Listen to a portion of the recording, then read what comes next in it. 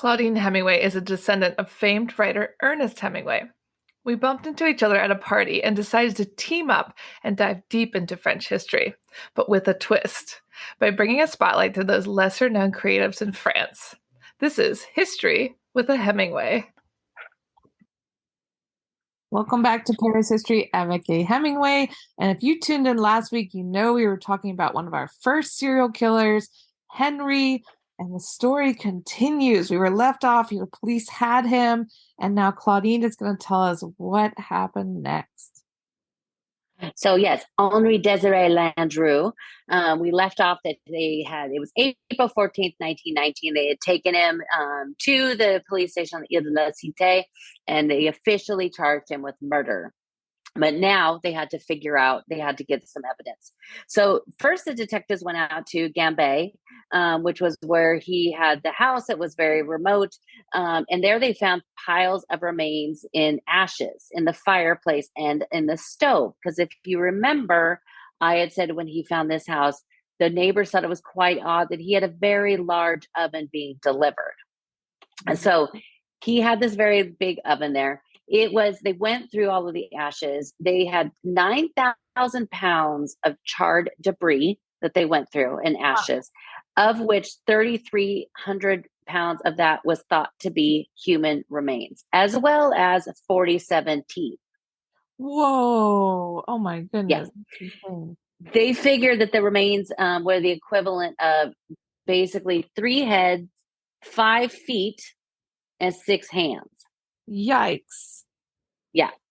So in the backyard, the detectives also found 3 dogs that had ropes around their necks under a pile of newspapers in a shed that was at the far edge of the home.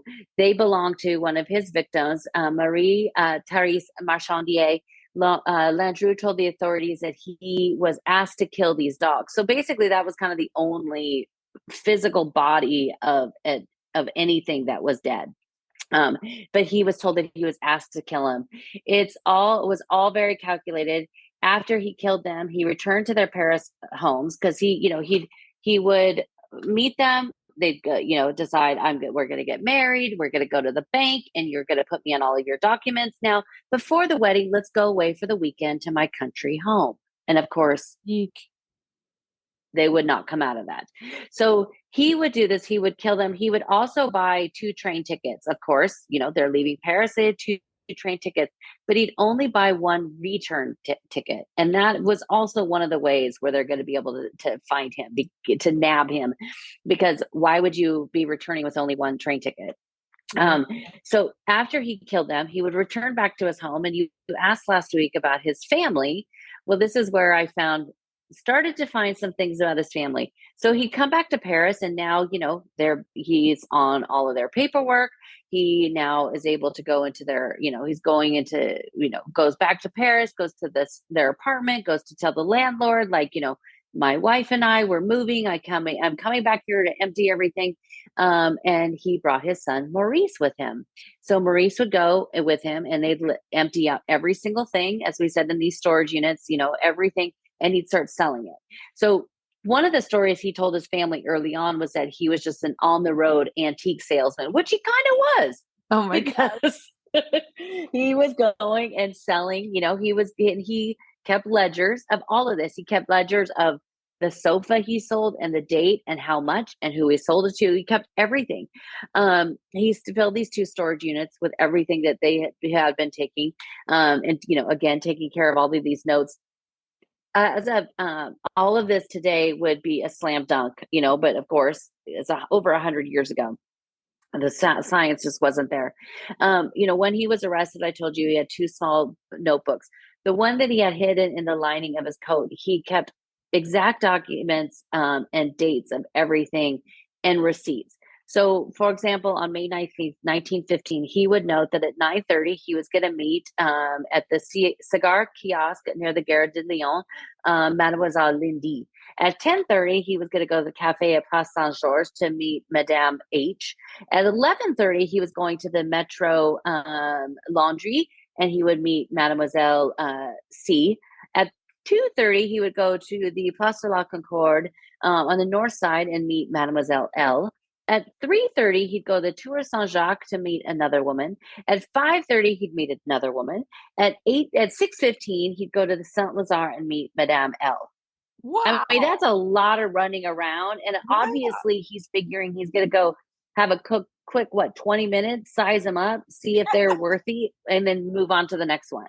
Yeah, that's But he great. kept Isn't that crazy? I mean, I know people that do that. I have known women going to Paris and setting up 2 or 3 Tinder dates. I mean, it's really this still could happen today. It's a lot of running around. Wow, he was busy, busy.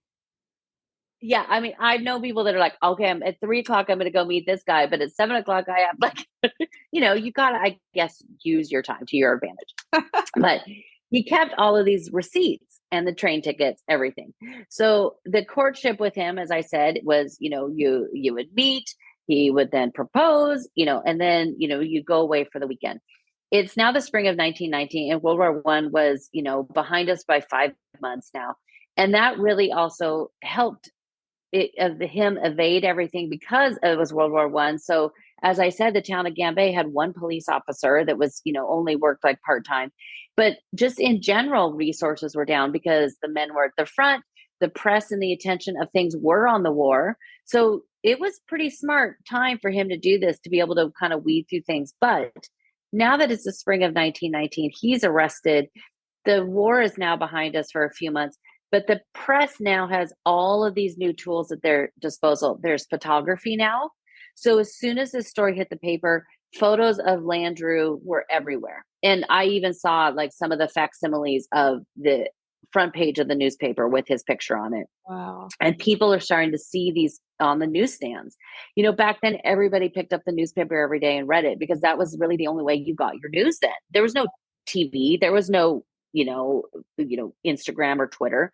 And so everybody was seeing his face. And this was one of the first, this was like, we'll have another case coming up that really, this was also because of photography and the press really led into the obsession about it. But these people would recognize, like, my sister's been missing. That looks like the guy she was going to marry. Yikes. So Mademoiselle Friedman on April 16th, 1919, contacted the police to say she recognized him and that he had dated her sister, which she hadn't heard from for 4 years. And this was just one after another. This was happening. The newsstands could not keep these issues in fast enough. Le Matin named him Le Barbe Bleu de Gambay, the Bluebeard of Gambay. And the Bluebeard story is from the 17th story. It's by Charles Perrault, who his brother was the one who designed the Perrault colonnade on the backside of the Louvre. But Charles Perrault also did Cinderella and Little Red Riding Hood, but he wrote Bluebeard. And if you don't remember Bluebeard, not exactly a great children's story because it was also about, this man married this woman and he was going out of town for the weekend. And he said, don't go down into the basement. Do not use this key. Do not go down there. And of course, if you're told that, you've got to go do it. And she ended up going in there and finding like basically proof that he had killed one woman after another. These women that he was supposed to marry. Not exactly a children's story. No. But that he was Bluebeard. It goes back to the 17th century. So now he's the Bluebeard of Gambay. And that's kind of how we still know today is he was the real Bluebeard. So over a year later, on August 18th, 1920, after his arrest, Judge Boran filed charges against him. The supporting documents for the case was over 7,000 pages, and the evidence was close to 5,000 pieces. Whoa. So huge for that time. On November 7th, 1921, the trial finally began at the Assize Court in Versailles. After 2.5 years, the coverage was, daily in the newspaper. Everybody wanted to be in this court case. So the train going out to Versailles every single morning was full. All of society wanted to be there, include Maurice Chevalier was there. Colette, one of our darlings that we covered in the very first season 3 years ago, she was there because she was writing for the Le Matin newspaper. So she covered it. She covered a few other high-profile cases we'll also talk about in the coming weeks. But she would tell the story, a little bit like, differently than anybody else. But she also had a little extra empathy for her subjects. Regarding Landru, she wrote, did he kill? than it is while whistling a tune and wearing an apron for the fear of stains. We remain stunned in front of the tranquil and gentle murderer who keeps a diary of his victims and rested perhaps while at work with his elbow on the window, feeding the birds some bread. Oh my gosh. So they kind of, I mean, that happens today too. You've got, you look back at like Ted Bundy. There was like Ted Bundy was like, there was people like being sympathetic to him. And there was all this evidence that he killed all of these women. Like, Yep. it's just very weird. His popularity became such an obsession that he was proposed to over 800 times. And he got close to over 6,000 fan and love letters. What is wrong with these women? He killed all these women and people love him. Yeah. Well, there's still like, who were the two brothers, the Menendez brothers? And I think there was a documentary or something a couple of years ago because I remember seeing it all over, social media and the news again. Those two brothers that killed their parents. Yeah. And I think both of them, they're in prison for the rest of their life. And it was something that happened in California. I think they both married two women that ended up like writing letters to him. Like, I don't understand women that are like, yeah, he looks like a catch. What a romantic. I mean, I guess he's not going to cheat on you. You can't get out. He's there for the rest of his life. Like, why would you, I don't get it. But apparently there are people that's their thing. But for the court case went for 20 days. Everybody wanted to be there every single day. And this was going on November 21st, the courthouse was filled again because there was a testimony of Fernand Segre. Fernand Segre, if you remember, was the woman that was with him at the time that he was arrested. She was one of the few that survived him, but she didn't know until the trial that he had tried to kill her twice by poisoning her. She was so distraught that first day in court that she fainted and just could not return to the stand. So they had her come back the next day. She told the story that they had met on the tram one day, and he followed her through the neighborhood until she would acknowledge him. Wow, what a creeper. Yeah, and that literally happens now. Like, you have in your memoirs that you wrote about men doing that. Yes. So now you would be even more frightened when that happens. But on November 30th, 1921 at 6:40 p.m., the jury was sent to deliberate. At 9:10 p.m., the jury returned with a guilty conviction, although there was never had been a body to prove that he had killed a single person. So they had pieces, but there wasn't direct, there wasn't the direct evidence back to him. Like, did he actually kill these people? There was a doctor that had been riding his bike one day near a lake near Gambay and thought that they saw his truck dropping off a huge package into the water because what he would do is he would cut off their head and their hands and their feet because he did not, that way that they would not be able to identify him or to identify the person. So if he destroyed, their teeth and their fingerprints, I don't know the feet thing. I don't know if toe prints have ever been used. Yikes. So not quite sure about the toe unless somebody was like, that's my sister. She had a huge bunion on her left big foot, big toe. I don't know. But that's where he thought, and obviously it worked because they couldn't be identified back to him. And they just know that of the 283 women that he documented that he met, that answered his ad, they really only going through all of those people, 11 of them, because it's 10 women and the one son, are basically the only ones that they could say are that they know were missing, that have never returned. What? That's kind of crazy because he met over 200 women and only 11 disappeared. Like, you think he would have chose even more. He must have been picky. Yeah. So at 6:10 a.m. on February 25th, and Antoine Daibel dropped the blade on him of the guillotine. Daibel was a third generation executioner Um, and he was killed there, right there in front of everybody. His family declined to have a special burial for him, so he was buried along death row in the cemetery there near the courthouse of Versailles. Years later, he was moved to a hidden location. It is said today that in the Hollywood, California, at the Museum of Death, there is his head is on display. But there, I mean, I probably spent a good 2 or 3 hours trying to find proof of this. I mean, they do say it's there, but I couldn't find anything about like that it is actually, they just say it is. I mean, and really, how could you, I mean, how No. can you prove it's not? Yeah. It's just a head. I mean, it's also like, there's somebody that says that they in the United States that they have the penis of Napoleon. Napoleon's penis apparently resides in the United States. Wow. But I mean, really, like other than DNA, I mean, can they even, and who knows with Landru. So a little bit more about it, the case. His family, his wife slash cousin, Marie Catherine Remy Landru, she was also tried. At first, she was arrested. She pleaded ignorance at first, trying to say she knew nothing about this. But another side was then discovered. Landru would use his wife to fool the family of some of these victims by she would forge these letters and send to them saying, that they were gone.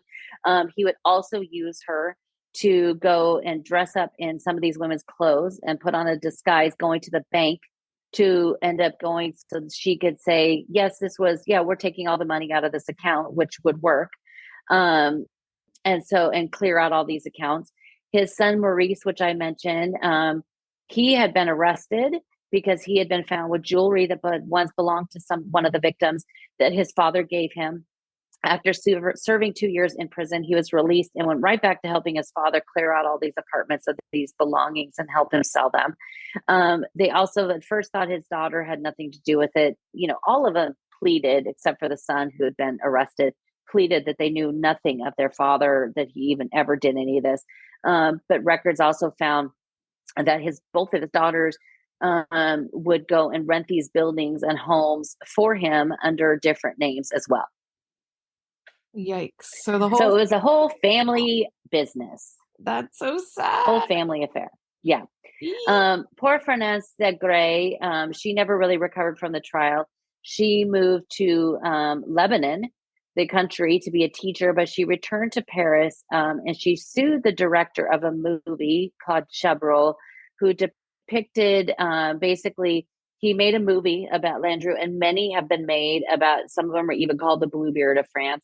On January 21st, 1968, the anniversary of the day she met Landru, she killed herself by jumping into the moat at the cathedral in Flers.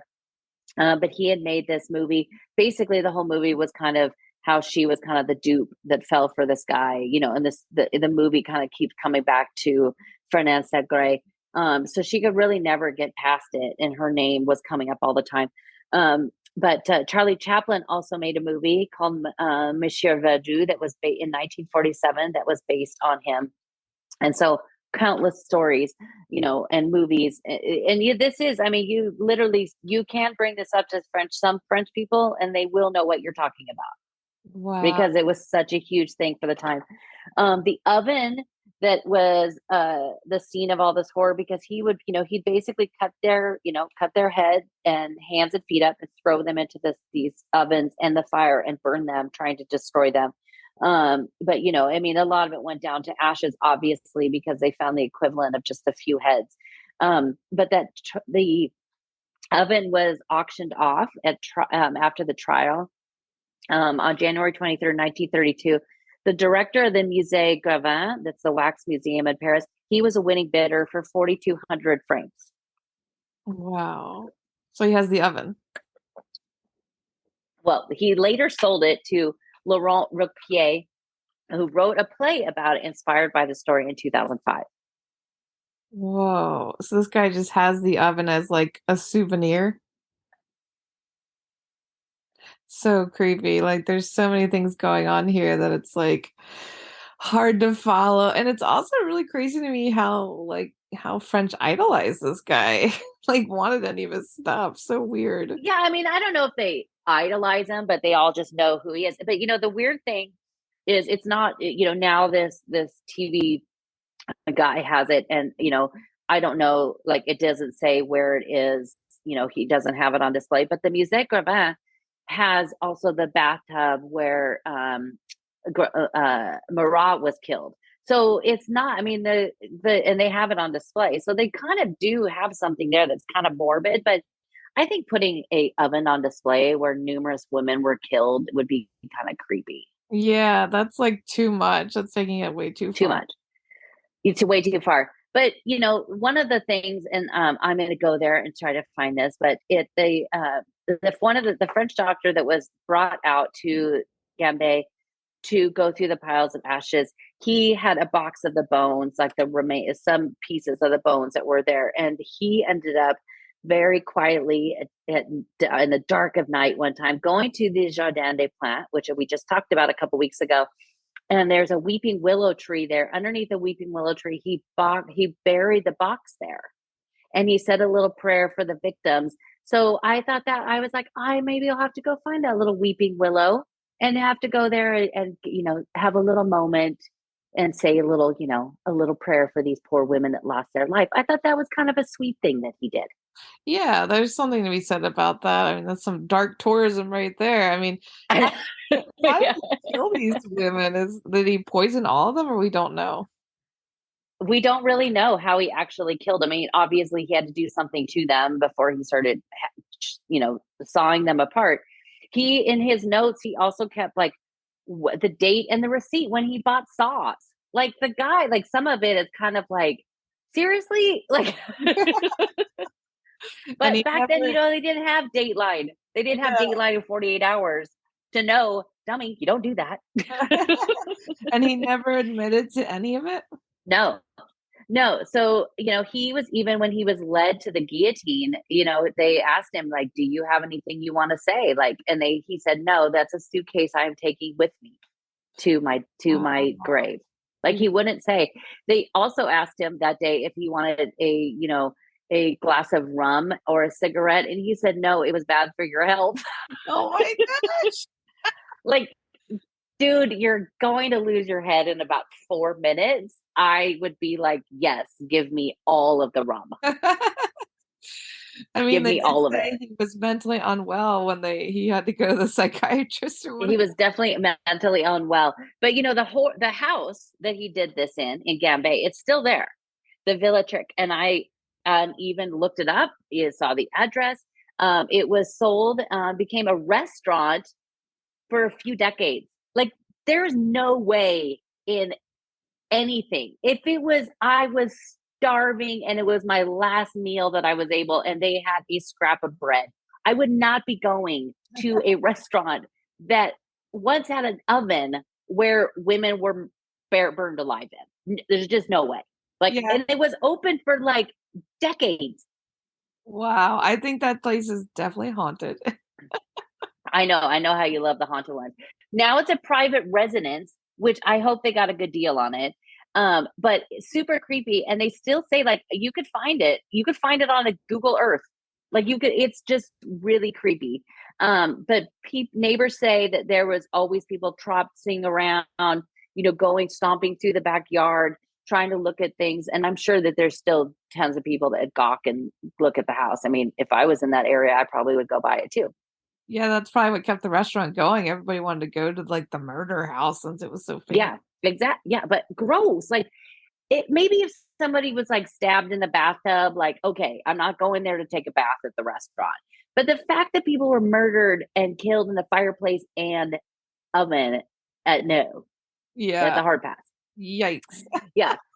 But it's recently in 2018, RF1, which is a channel there in France, sent a team of investigators that they believe they went through all the documents from the trial, as those are all saved. Of the 283 names in this journal, 72 of the women were never even looked into. So there's 72 other women there. So they do believe that more women were killed. But they never, and in the way he kept his notes, I mean, sometimes he didn't put full names, or he didn't always put like, just, Susie Smiles that lived at, Rue de, Rivoli or something like that.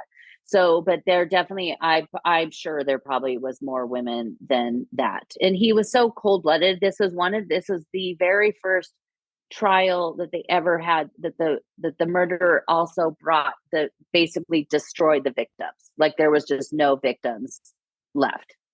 Wow. Of the 11 victims that he held, this first one was in February 1915. Jean Couchet, she was 39, and it was her son too. Her son Andre Couchet was 17 years old when he disappeared, and of course, I'm sure he just thought, I got to kill both of them, because obviously he couldn't leave a kid. On June 26, 1915, Therese Labourline was born. She was born in 1868. She was originally from Argentina. She was missing in Vernouillet. So the first four were killed in Vernouillet. August 3rd, 1915, Marie-Angélique Guillen. She was born in 1863. She was 52 years old when she was missing. Then he moved to Gambay on December 8th, 1915, is when Berthe Anne Heron, who was 55, was missing. December 27th, 1916, Anne Colomb was 44 years old and a widow. April 12th, 1917, Andre Babinet was 19 years old. Like he really kind of spanned all sorts of different ages, some widows, some divorced. September 1st, 1917, Céleste Buisson was missing. November 26, 1917, Louis-Josephine Jean was 38. April 5th, 1918, Anne-Marie Pascal, born in 1880, was missing. And then the last one, who I actually kind of tried to find some more information on, because she's part of, one of those groups we love. January 13th, 1919, Marie-Therese Marchandier was born October 27th, 1881 in Bordeaux. She was a former prostitute and owner of a brothel that we love. And she was on the Rue Saint-Jacques there in the 5th. She was known as Beautiful Miss D. She was 37 years old, and when she went missing, she was the one that had the dogs that supposedly she asked him to kill. She had 2 dogs that were like her entire life. She loved these dogs, and then she was taking care of the woman, her landlord for her apartment. She was taking care of her dog that was also killed at the hands of Landru. But I was trying to find more information about her, because of course, her brothel that she had in the Latin Quarter, but I didn't find a whole lot. But those are the 11 victims that we know of, but I'm sure there were plenty more. And his kids later, even though they were involved in the whole thing, their kids later ended up getting rid of the last name of Landru and taking their mother's last name of Remy. But I also couldn't find a whole lot about them going past the trial. Yeah, do we know if they killed his wife too, his first wife, or we don't really know? Nope. They ended up, his wife, that was his cousin, she, they arrested her, but they ended up just basically letting her go, because they didn't think, they wanted to put more of the focus on him. And, she basically, it was just that she went with him and she impersonated these women going to the bank. So they didn't really think they had enough to convict her, and so she was released. And the daughters, they weren't arrested, just the only one, the one son that was arrested and went to jail, and they got back out and went back to helping. And the other son did the same thing, helped him move things around too. Wow. I'm surprised they didn't prosecute all of them. It sounds like he's the only one that got it. Yeah. So, and, he went to his death, almost a little over 100 years ago next week. And he was in his 50s when they finally caught up to him. That took a long time. Yeah. 50, it was his 50th birthday. So he was, he started everything. He did about 12 years of pretty hard crime there, or 19 years of hard crime, because it was just after, at the start of the 20th century that he really started all of his scams and everything. But the killing of women basically went from 1915 to 1919. So that was 4 years. But that was, that's a lot of women to kill in 4 years, especially if he's not picking them off the street. He had to kind of court them and, and start a relationship and get them to trust him so that he could, go and get their bank account and everything. Yeah, he moved fast, only 4 years and already that many women. Wow. That's Yeah. crazy. Well, ladies, Yeah. trust no one. It's the theme of this podcast now. Yeah. Now, now these guys are on, Facebook sending you messages of, I will, I love you, baby, and I'll take care of you. Yeah, And the sadly, Tinder some people fall for it and send all these people a bunch of, they might not die, but they send, I met somebody recently that his mother had sent one of these scammers like 8,000 pounds or 8,000 euros. That's crazy. So Yeah, be careful. there's a lot of people to scam on the internet. Well, guys, Yeah. thanks for But next week we'll have more. Next week we're going to start talking about some people that really love to use poison. Uh-oh. All right, guys. Well, you see where we turned on this podcast, more true crime coming your way. And make sure you check out ClaudineHemingway.com and tune in next week. Thanks for listening today, guys. If you're interested in learning more about Claudine, her tours, history, and the beautiful photographs that she posts all over Instagram, tune into her website, ClaudineHemingway.com.